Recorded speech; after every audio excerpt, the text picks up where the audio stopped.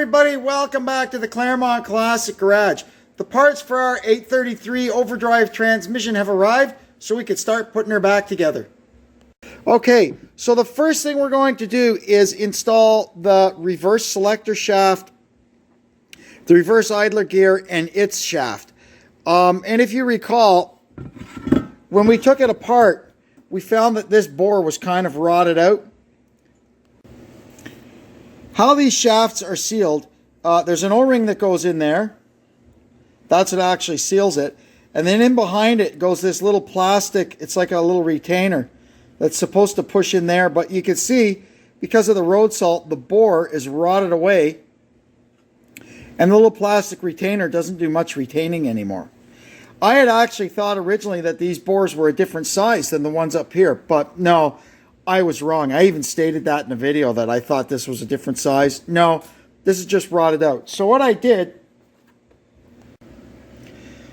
was I measured what the bore had rotted to. Now down in the bottom of the bore where the actual O-ring goes, it's still fine. It should seal. And then on this end of the bore, I went and I got this oil seal specially sized to fit in there. So we'll actually have a double seal on the reverse shaft, and that should keep it from leaking.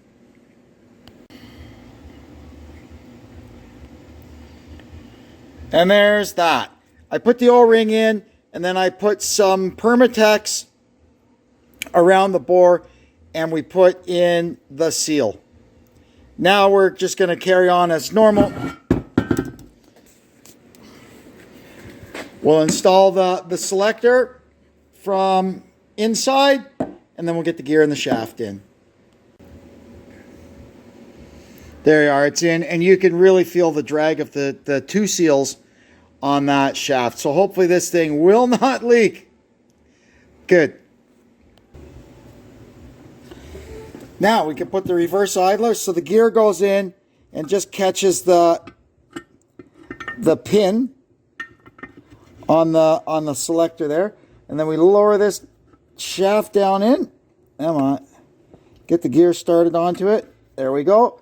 And then just before it drops in, this key goes into that keyway on the shaft and drops down into that little slight counter bore, and that's what locks that into place. There we are.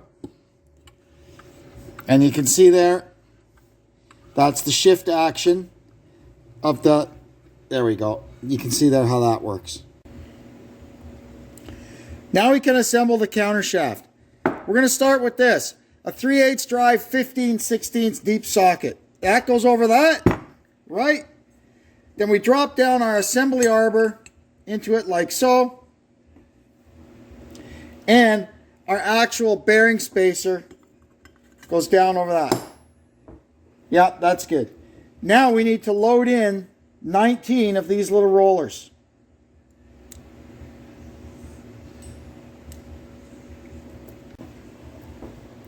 There we go. Once we've got our row of 19 rollers in, we're going to grease the ends of them, and we're going to put in one of our spacers.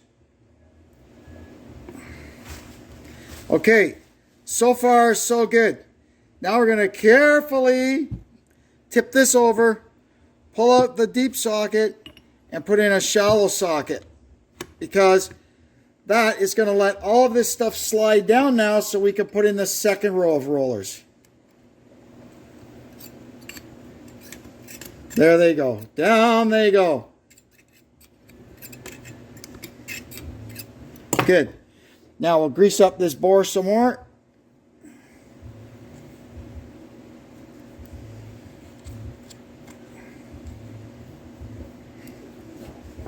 And put in another 19 rollers.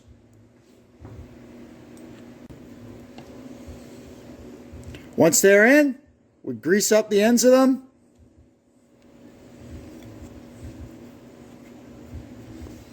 And drop in another little spacer.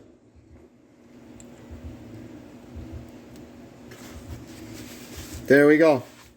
So now what we have to do is carefully flip this thing over. We don't want that arbor coming out, understand? Get our socket out of here.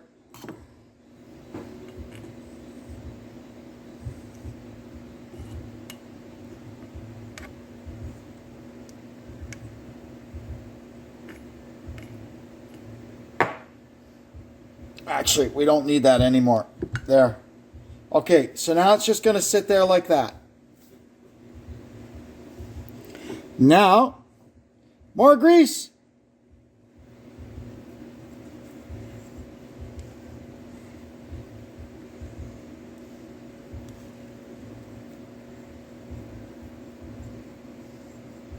Well, we're going to put in a row, another, just like the other end, a row of 19 rollers, then a spacer, then another row of 19 rollers, then another spacer. And I'll be back when I've got that all done. Once we've got that done, the last thing we're going to do is put a bunch of grease on here and use the grease to glue on a thrust bearing on each end. Just like that. And we're going to make sure that once we've got them both on, that the teeth are pointing the same way because they lock into the case. Now we're going to install the counter shaft into the case from the rear, and then we're going to lower it down. We have to make sure that these little tangs on the thrust bearings engage, you see there with the slots. There's slots for them in the case. And then we're just going to lower the counter shaft down and let it sit in the bottom of the case. That'll give us the clearance we need to get the main shaft in once we get it all assembled. And there's our counter shaft sitting down in the bottom of the case. Now I've got the main shaft in the vise and we can start installing stuff onto it. First thing on is going to be the second gear and the second gear side of the 1-2 synchro. And when we assemble this, we get away from our grease and we just use transmission oil on the actual surfaces where the blocker rings contact the stop cones or whatever you want to call them. The brake rings, the cones, everybody calls them something different. And then that guy goes on there like that, but we have to get the dogs engaged. Hang on. Okay, so there's that assembled. It's going to drop down over the shaft. The gear just runs on this journal here, and the spline part of it engages on that spline. And then there's a snap ring we install. And once it's on, we can test it. Gear is free. Shift it.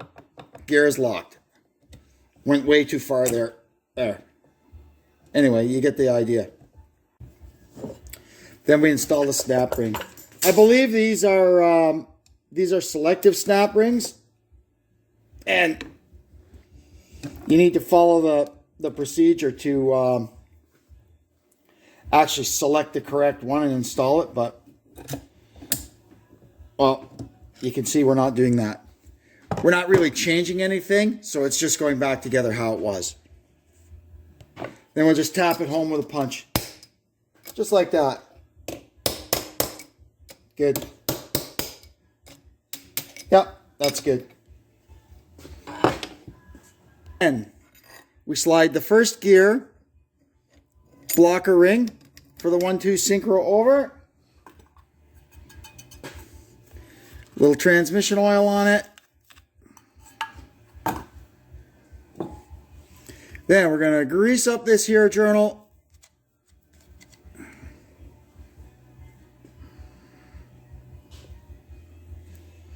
And slide first gear down.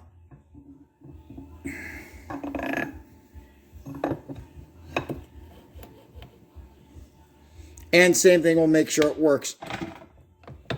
There you go. It's locked together now.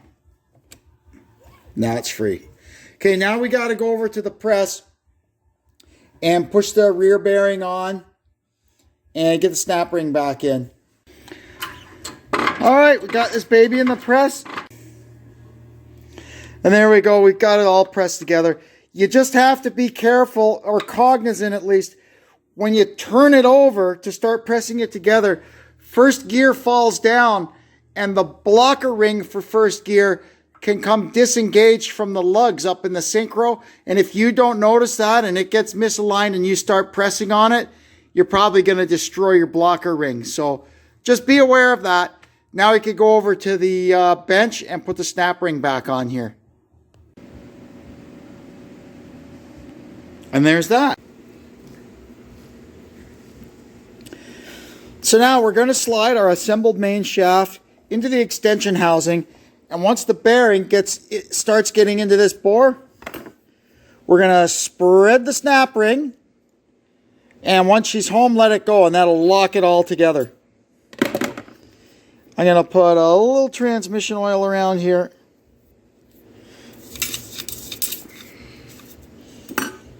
Alrighty. And there we go. She's locked in. Perfect. Now we're going to install the overdrive gear onto the main shaft, or what would be third gear in a normal 4-speed. There we go. Now the back half of the 3/4 synchro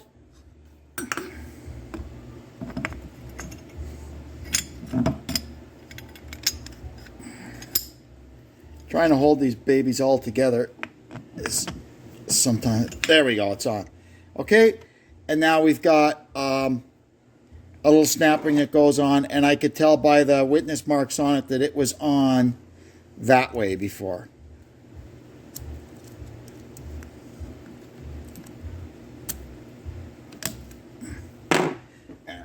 And as usual, we'll just get our hammer and make sure it's seated in. So here's where it gets dicey. We need to insert that into here without wrecking the gasket, and we have to turn it and twist it. I mean, normally I would glue this gasket to this and grease up this side of it so that it wouldn't get torn. It would be protected, because we have to turn stuff, and they're pretty fragile. But the instructions that came with these gaskets says they're made out of some special stuff, and do not put anything at all on them. So I don't know. I guess I should follow the instructions. So what we have to do is we've got that all the way forward, and we got to have this kind of in the middle here, and we have to snake this in, and then we have to twist that. Once the gears are in, we have to twist this thing upside down so we can get the shaft into the counter shaft. Oh yeah, it's going to be fun. I don't think I'm even going to film it because there could be swearing and stuff involved. Okay, we can see the bench, so well, here we go. It's a lot easier to get it out because you just give it a yank.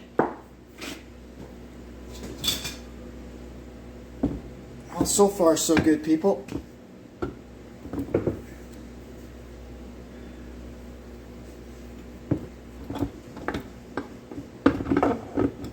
Hey, oh, look at that. We got it in.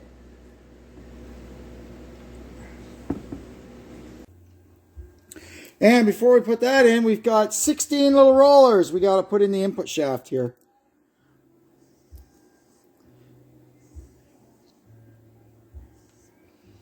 So we got them stuck in with some grease. We'll get them all in. Then we could pop the input shaft in, and it's going to be a little more awkward now to get the tail housing turned back around. We'll have to be very, very careful.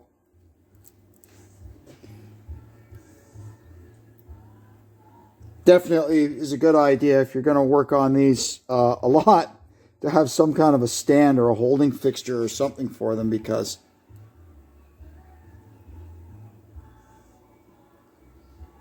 it is a little awkward, to say the least. I just temporarily, these aren't even tight, but I just kind of put the couple of bolts in the tail housing to hold it in line, and then the input shaft went right in. So now we're gonna get the input retainer. We've got the new seal already in it. We're gonna get the gasket and put that on. And there our gasket goes on so that the oil hole has to be uncovered, right? Then we will get this guy. And same thing, you can see the oil return there. That's got to be the bottom. Oh, I want to put, even though we've got our seal greased up, but I'm still going to put just a little grease over here just to be sure, right? It never hurts.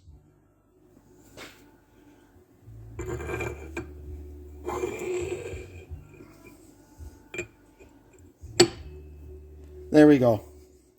Now get our bolts. Here they are, input retainer bolts.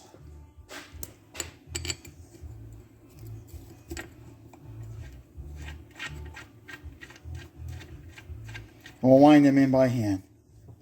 We'll torque them up in a minute. All right, now we've got the front of it. We've taken the bolts back out of the extension housing. We're just going to move it back just a hair. Man, we don't want to pull it out of the input shaft. There. Brother. Oh, you almost went for a nice ride there, didn't you? But that's okay. Disaster averted. And we're going to roll this over until we can get at the counter shaft. There it is. Okay. Just like that. If I could put something underneath it to keep it from rolling any further, that'd be good. Okay, there we go. Now, we can get our counter shaft back up into position.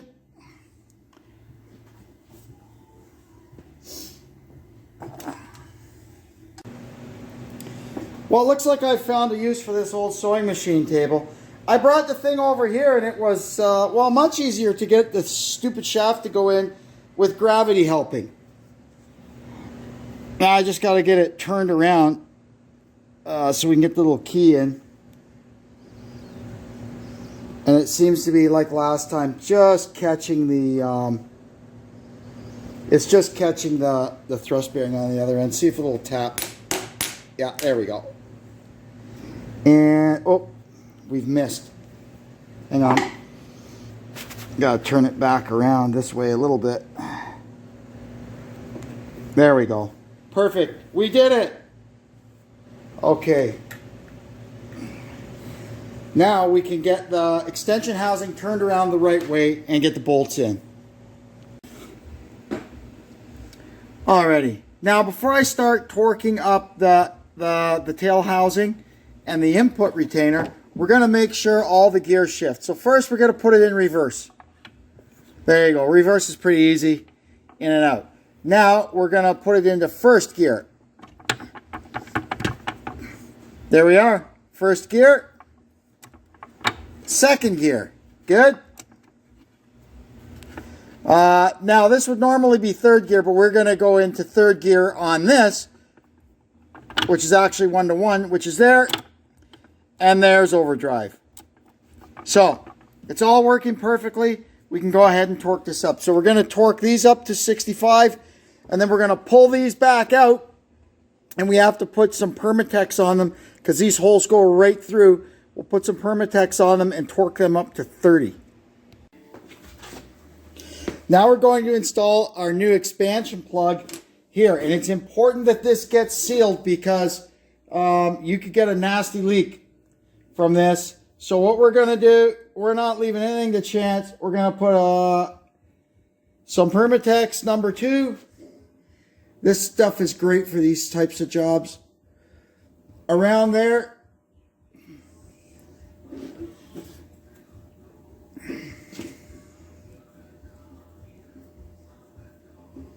And then how these things work, you see that dome on them, you stick them in, and when you pound them flat, they expand.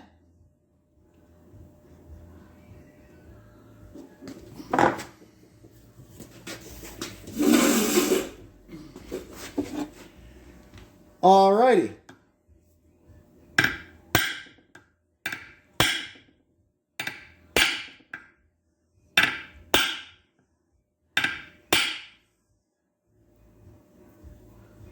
There we go. That's in there good, and it should not leak. We also installed our breather and a new backup light switch.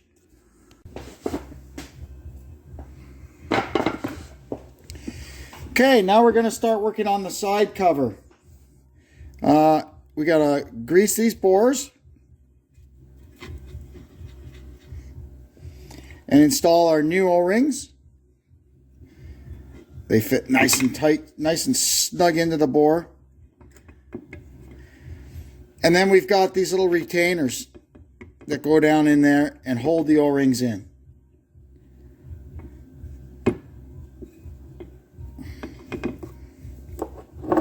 Now, the shift levers, the internal ones anyway, they're going to go in, and they're both the same, so you can't mix them up.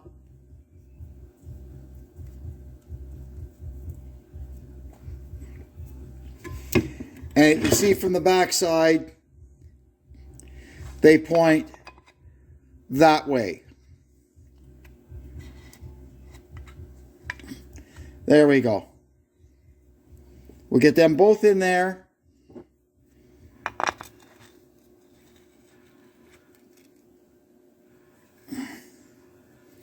And then what we're going to do is just to hold everything together,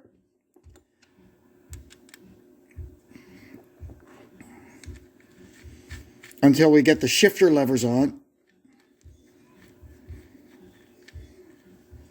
There. We're just going to do that. That way it can't fall apart on us. Because we don't want that, do we?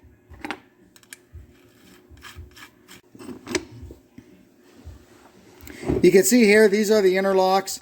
They just make it impossible for you to select two gears at once. That would cause damage to the transmission. So these ones are for 1, 2, 3, and 4, and this one here is for reverse. Alrighty, so following along in the book, it says now we're going to install the 3/4 fork, but not the 1/2 fork. So the 3/4 fork, it goes in here. And then we have to manually move back this interlock. There we go. Perfect. Now we're going to drop the 1/2 fork in. Goes in there. And we're going to move the reverse gear to neutral. And that'll hold that there. Now we're going to drop in the detent ball and spring for reverse, and position our new gasket. Now we're ready to lower this thing down in. So we have to get the 3/4 fork. We have to get the 3/4 fork into the groove in the 3/4 synchronizer. And then we have to get the 1/2 fork into here while manipulating that and that. So, without wrecking our new gasket too at the same time. Should be fun, but it'll go.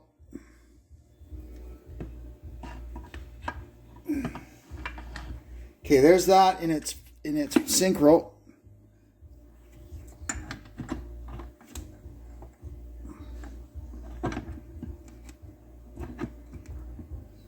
Okay, now I need my flashlight. It's just a matter of jiggling and wiggling. Eventually it just goes plop and it's on.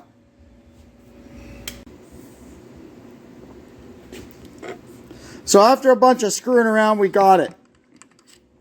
So now we can go ahead and put the bolts in. All of these ones can just go in. They've got special shoulders on them. This thing doesn't have any dowels. It uses the shoulders on the bolts. These two we'll put in last. They have longer bolts with no shoulders. And this one we have to put sealer on because it goes right through. Okay, now before we torque these things up, we're going to make sure it works.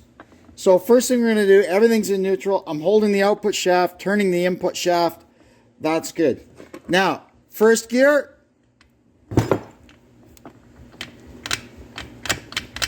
Well, that's not good.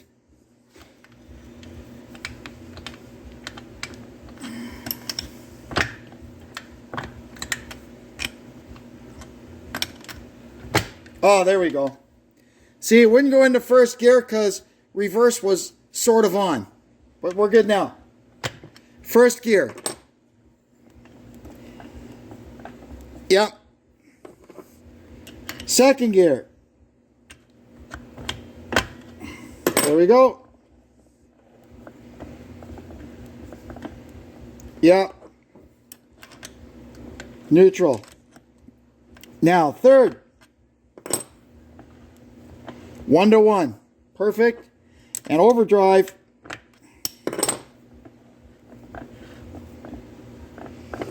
There we go.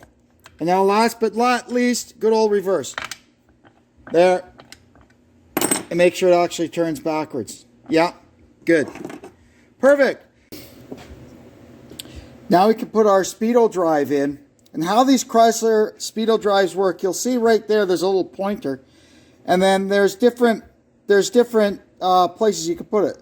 That is how many teeth your gear has. So we've got a 34 tooth gear. So we're going to put it in with that mark lined up with that pointer. Let me put a little anti-seize on it. I don't want a repeat of what we went through getting this thing out. Nothing mixes quite like aluminum and cast iron to make a really big mess. Okay, so we said 34. So we want that lined up with the... Oh, should put a little grease on the gear too to get it started. There we go. So 32 to 38, 34. There we go, just like that. And then you can see here this little crab goes on there and catches those two slots, and then we just put in our bolt, and that's that done. Now I'm going to fill this thing up with oil. The factory fill on these things was Dexron 2. So I've got some Dexron 2 here. We're going to fill it up. I'm using a Royal Purple Synchromax jug to decant it into there. But the first time I service this thing, so long as this transmission, everything is good, we're going to dump the Dexron out of it, and I will fill it up with that. I just don't, at this point, want to put $100 worth of that stuff in it and find out I put the wrong gear in the speedometer. Or something silly, or that it's got a leak, whatever, right? We'll just put this stuff in, let it run a bit, and see what happens. Not that I don't trust my work. It's just these parts are old. They're 40 years old, right? So I stuck just an old 727 yoke in the back of it, or a, big spline, fits the 4 speeds too. So we're going to fill this thing up, leave it set overnight, and see what happens. Okay, she's full. And now we wait. So we can see here it's leaking out the side cover right around where the spring is, because there's kind of a hole in the gasket but no bolt. So what I've done, I took out the vent and put in a plug, and we're going to lay it over on its side, and I should be able to take the side cover off without making too much of a mess. And I don't care what they say recommend for their gaskets. We're going to put some sealer on it around that hole and hope for the best. So I tried doing it their way and it leaked. So now I'm doing it my way. It's honestly, it's not their fault. These things, they get old. They're not exactly straight and true and perfect anymore.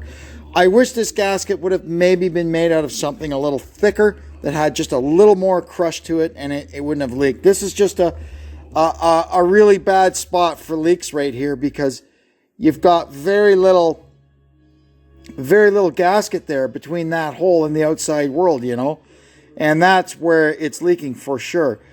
If it leaks again, I tell you what I'm going to do is I'm going to take it off, and I'm going to put this thing on the mill, and I'm going to mill it with an end mill, and we're going to O-ring this hole, and I'll just put RTV around the side cover. That'll solve our problem.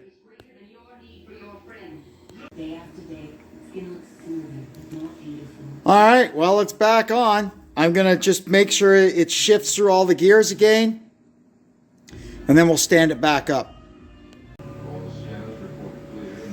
All right, retest. All right, that's it. She's not leaking anymore. We're going to call this transmission done. It's ready to go back in the truck. In the next video, we're going to get the shifter and the linkage squared away, and then that should be pretty much it. We got to get the truck over here and take care of business. Anyway, I'm going to go now. I'd like to thank you for tuning into the Claremont Classic Garage. I hope you come back and see us again. And until then, I'm Kevin saying so long for now.